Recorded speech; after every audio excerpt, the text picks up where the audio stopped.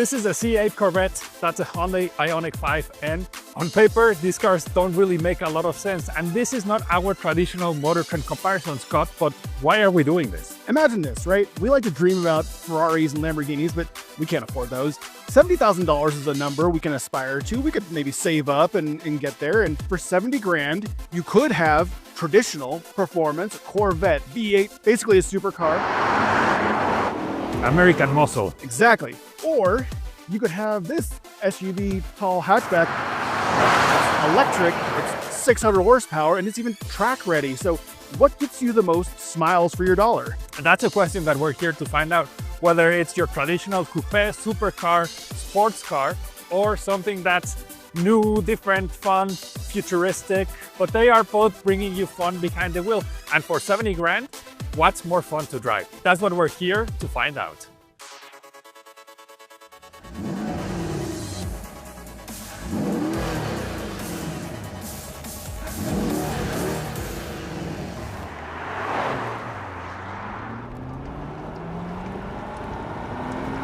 All right, here we go.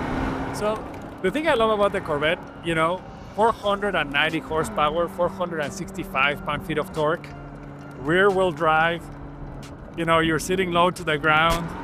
There's this massive sound coming from the back of your head, right? I mean, it's just so much fun. Well, and what's really great is, right, this is just the base one. This is the LT1, nothing special, no performance options on it at all. And it's still a really good sports car right out of the box. Like, this is totally fun to drive, even without the limited slip differential and the performance exhaust and the extra big brakes and more power and everything else. Like, it's just already great. It's good for the money. There's nothing out there if you're looking for a sports car like this. As far as how engaging it is to drive, this is the pinnacle of that. Yeah, absolutely. I mean, that's why it was our 2020 car of the year, and 3 years later it was our 2023 performance vehicle of the year. Corvettes are just super fun to drive, and they give you so much of that supercar look and feel and even driving experience now that the engine's in the back for, again, starting at 70 grand. Yeah, that's a crazy part about this, is that, there's no other car in the world that's mid-engine for $70,000, right? And I mean, it's a bargain as far as going, performance per dollar kind of thing. It's just ridiculous. Well, it's incredible what it can do, right? Like, without all the performance packages, just a base car like this still does 0 to 60 in 3.3 seconds in our testing. That's still crazy quick. Yeah. I mean, it still does, big numbers on the skid pad, and we're having a great time right now with it. Like, yeah, you could spend a lot more money and get a much faster one that pulls even bigger numbers, but how much bigger numbers do you really need? Absolutely. And then, it comes to how it drives, right? And on a road like this, on a twisty road like this, it's its natural habitat. It's where it's gonna shine the most. It's so much lighter than the Ioniq 5, right? Like you said, 1,300 pounds lighter than the Ioniq 5N, right? And the steering is gonna feel lighter and more precise. And that's exactly, you feel it in the front end of the car, especially the steering. I mean, the steering on the Hyundai is good, but this car turns in so sharply. It feels light and nimble. The braking feels really strong and immediate. And these are just on the basic standard brakes, not the big brake package or anything. It still feels really great. It's what you would expect out of a sports car. And at this dual clutch transmission, I mean, I put it right up there with the Porsche PDK in how it knows exactly when to shift, exactly what gear you want, when you want it. You can drive it all day without ever using the paddle shifters, or you can use them and have all the fun you want, but it is absolutely perfect just out of the box. Yeah, like you said, it just knows exactly what RPM it needs to shift, up or down too, right? And the shifts are smooth. Sometimes we want to feel like the little bump. Some people like that, yeah, right? Some people like that, yeah, the kick. But here are pretty smooth overall, right? And oh, perfect. I think that's also so cool about this Corvette is that it is a sports car. It's something that's going to shine on a road like this, but also it's very livable, right? Like you can drive it every day. Didn't you drive one for a full year? Yeah. I mean, it's something that's not gonna like tire you out, wear you out. I mean, Well, and that one had the adaptive dampers, the MagneRide suspension, and this one doesn't, but this still rides really good. This is fine. Like that, I have no complaints about the way this car rides. Again, great out of the box. and sure, like maybe, riding as low to the ground as we are right now, it's not like the most comfortable sitting position, and visibility might not be the best and all of that. But those are the things that come with a sports car, right? Like when you're gonna make a decision and go for a sports car, those are the things that you're gonna have to stick with, right? Like, well, and it gives you that sensation of speed though too, right? Like it feels like we're 2 inches off the ground right now. We are down here in it. It really like sets the mood. It makes every turn feel kind of fun. absolutely, yeah. But you're right too that the car isn't perfect, right? Like, yeah, you could spend more money and have more performance, right? You can't really see super well out of it. That's part of the deal, and it drives the way it drives. Yeah. It's engaging, but it does a Corvette thing, and that's it. And if you love that, then perfect, you're good to go. Let's talk about this V8 engine, because, man, the way, just having it behind your head, it's just, it just makes the whole experience better, right? Also, as far as like balancing the car out, there is, there's obviously this is a rear wheel drive plus rear engine. So it's just, the power is just all back there. And I don't know, launching the car just feels so good. The cool thing about this engine is like being a big displacement V8 has a lot of torque, and has a lot of torque at all RPM. It feels like, especially for a gas powered engine like this, like you can just dig out in any gear. Like you don't have to be shifting all the time, which is kind of a double-edged sword, right? Like on the one hand, it's great that this thing always has power to go, but then if you're using the paddle shifters, well, on a road like this, we're not changing gears very often. Like you don't need to. So some of that like driver engagement of changing your own gears and things, and this happens in manual transmission cars too sometimes, where like you just kind of end up in third or fourth. Yeah. Now here you can leave it in automatic all the time, and it will do its thing just fine, right? Right, and like I said, you're not doing that many more shifts unless you want to. Yeah.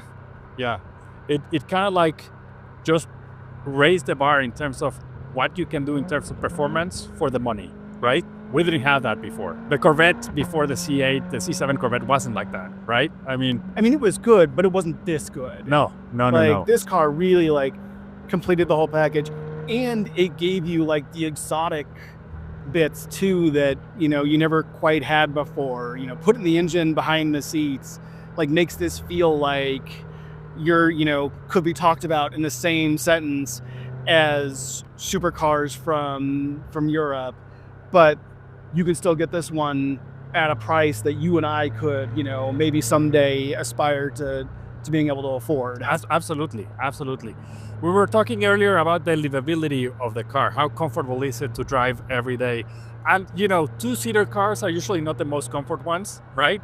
I mean, sitting here, yeah, the cabin does feel compact, but you do have a lot of like cool options, right? Like there's Apple CarPlay. All the buttons are like easy to reach. Everything like, there's a digital driver's display that has cool graphics, right? Like there's all these little things. There's this cool mirror that you can flip it off, and then you have a camera display instead of having the mirror being displayed, right? So like all these technologies that just make your day a little bit easier,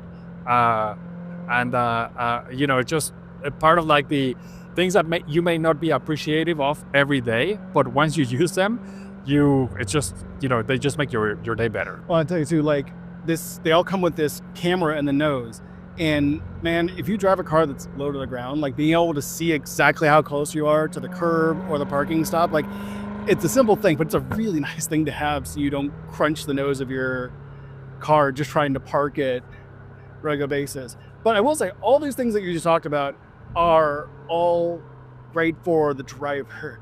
I will say, as a passenger over here, like I am a little like boxed in by the like giant like ridge of buttons here, and this screen is absolutely like pointed at you. So like if I want to change the volume, like I gotta like My seatbelt just locked up. I gotta like lean forward here to change the volume or some things. But it's very much like this car is for the driver. Yeah, yeah, it's a driver's car, absolutely.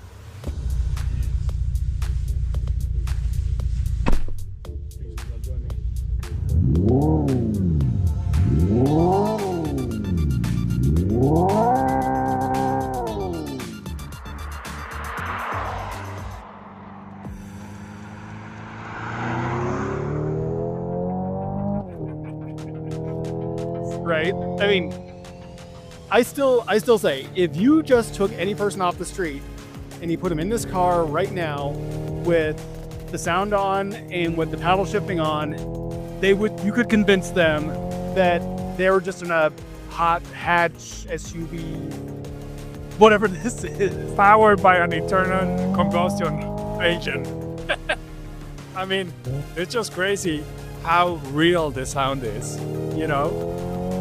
The experience, the whole experience, you get the kick, you get the audible and feeling experience. Like this is louder than in the Corvette. Yeah. You know? And in the Corvette, we had the engine behind our heads. Here, there's no engine. I mean, there's an electric motor. Right. But there's this audio coming from the speakers where it just makes it seem so real. Well, and here's what makes this car even more fun. I grant you it's a little silly, but it's also, I think, fun. It is, I can just push this. Now it's like Cyberpunk, Tron, I don't know what you call it. Then there's my favorite, which is, it's so silly, but I love it. They wanted to call it Maverick, but they weren't sure if they could get the licensing all figured out, so they just called it Supersonic, but it's supposed to sound like you're in Top Gun. No, this is great. I mean, it's you know, like you said, it's silly, but I have to give it to Hyundai. There's innovation behind it, right? It's made well also, right? Like it doesn't, it may have a little bit of a fake sound, but it's all like realistic. Like you're living the moment. I mean, everything is happening as you go, right? It's just so much fun. And like, because it's all digital, it's all just software, you can just make a new one. Like they could put out one tomorrow that makes it sound just like the Corvette, or they could make it sound even more like a spaceship or anything in between. These are just the first three that they came up with.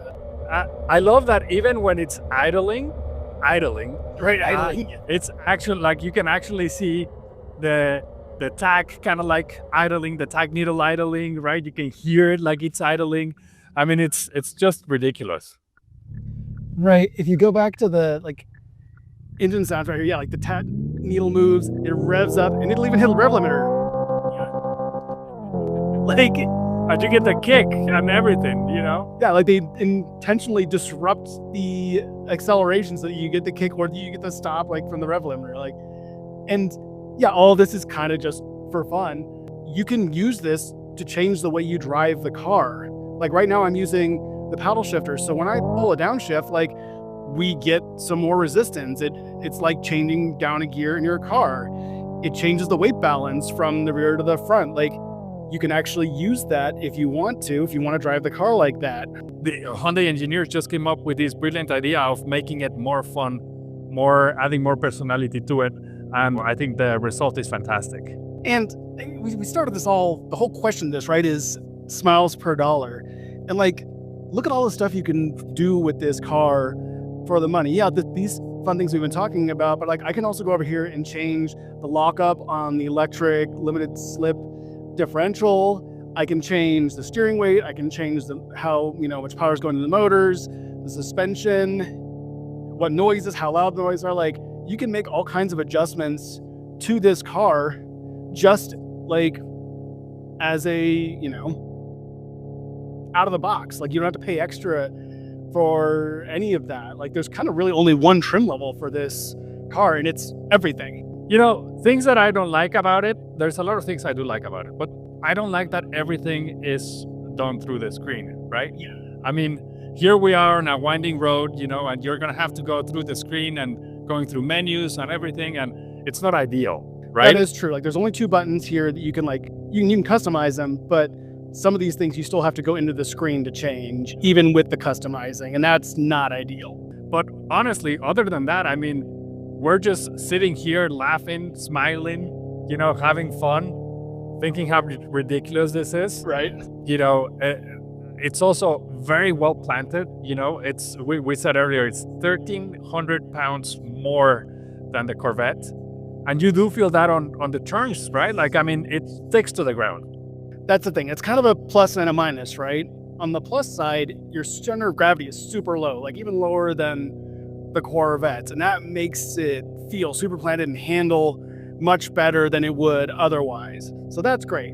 But on the other hand, like, this car's doing a lot of things to trick Isaac Newton, but you can't hide 1,300 pounds of weight. Like, we can feel it. When we go on this corner right here, like, the front end is responsive, but it's not as crisp as the Corvette. And when you step on the brakes, this technically stops shorter in a, you know, emergency stop than the Corvette does, but it doesn't feel as quite as confident because it's got so much more weight, it's got to slow down. So you do feel the difference, but then you weigh that against like everything else this car does and how well it like hides that mass most of the time and all the tricks that it does, and you're kind of like, well, okay, yeah, it's heavier, but how much do I really care? Yeah. You know, we should talk about like how much power this thing makes, right? And what is powering it to two. So 2 electric motors, one in the front, one in the rear, and then over 600 horsepower. 600 horsepower, 617 pound-feet of torque. Like, this thing is quicker to 60 than the Corvette is. It stops better. Like, it does all these things that you would have to pay a bunch of extra money in order to like match in the Corvette. This is the fastest SUV we've tested at Motor Trend. It's just ridiculous, right? Like, I mean, I'm running out of the words to describe it because it's just it's just so much fun and just like, you know, unbelievable what they have done with it. Well, and we talked about in the Corvette that it's got so much torque, right, that you can dig out in any gear, it'll get up and go. And as good as it is, like, you just cannot compare that to what electric motors can do, because this thing has all the torque at any motor speed. So you step on the pedal on this and it's going to take off harder than the Corvette does. And you especially get it when you come out of corners, right? Because it's got that front motor that's helping pull the front end out, and it's got all the torque. It just takes off out of a corner in a way that the Corvette, being rear drive and naturally aspirated and just not having 100 and something less pound-feet of torque, just cannot do, even though it's lighter. Yeah, there's no hesitation from it. It just goes. And that's not to say the Corvette's bad. It's just this does even more than what the Corvette can do for the same money, or even actually a little bit less money, technically. Yeah, like $3,000 less, right? Yeah. The ride, I think it is very comfortable. It is planted, right? It is good, very good body control. So it blends very well, like the comfortability, the livability part, and then also the performance part with it, right? Yeah, totally. I mean, it's a bit stiffer than the Corvette, not gonna lie. It's not quite as plush as that one, but it's not super hard like other N cars have been in the past. So it's kind of a compromise there, but it's still very livable. And there's 3 different levels. You can change it too. This comes with adaptive dampers that you have to pay extra for on the Corvette. So you can just knock it down into, you know, the most comfortable setting and go about your day. Yeah. It is a very different experience in this car though, right? Like, it is low-ish to the ground, but like, we're sitting much like taller, more upright. The ceiling's much higher. The windshield's more upright. Like, it's a very different feel from the Corvette. But like, when you get into a corner, it's just as much fun. And maybe it's a little different kind of fun because it comes out of that corner different. It does different things, but it puts just as big of a smile on my face. Oh yeah. You know, I think it just impresses more whoever's riding with you in the car. They're just, you know, gonna be more amazed about the things that you can do with it than the things that you can do in the Corvette. Right? Because it's like unexpected. Like you know, I don't know. It's just like surreal.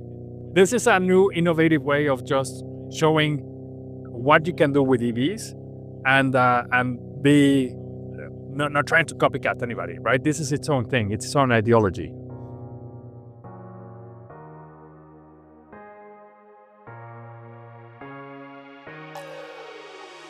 Well, after a full day of driving both of these cars on canyon roads, it's time for a decision. Scott, both of these cars are equally as fun, right? Like, they have both their own personality, they're very different like we found out, but my gosh, are they fun on these driving roads? Yeah, and I mean, that just makes me want to say one more time, I mean, I just forgot how good a standard Corvette is. I mean, with no performance options on it at all. This car was still really fun out here in the corners. I mean, no performance package, but you have a V8 that's super powerful right off the bat. You have a dual clutch transmission with a $70,000 supercar. Right, I mean, talk about a performance value, but this is also an incredible performance value. I mean, this has 100 more horsepower. And it costs $3 grand less, $67,000. Yeah, it's quicker, it stops better, it handles amazing. I mean, it's very different, but it also has a lot of these special quirks to it, right? These gimmicks, if you want to call them that. They were fun. They were silly. They made us smile and laugh, and we had such a good time playing with all these features that it had. You know, when technology brings that sort of excitement to a vehicle like the Ioniq 5N, I'm all for it, you know? I mean, this just enhances that sort of like performance and engagement that you have behind the wheel, right? And anybody riding with you is gonna have that same kind of feeling too, because this is a car that's gonna entertain every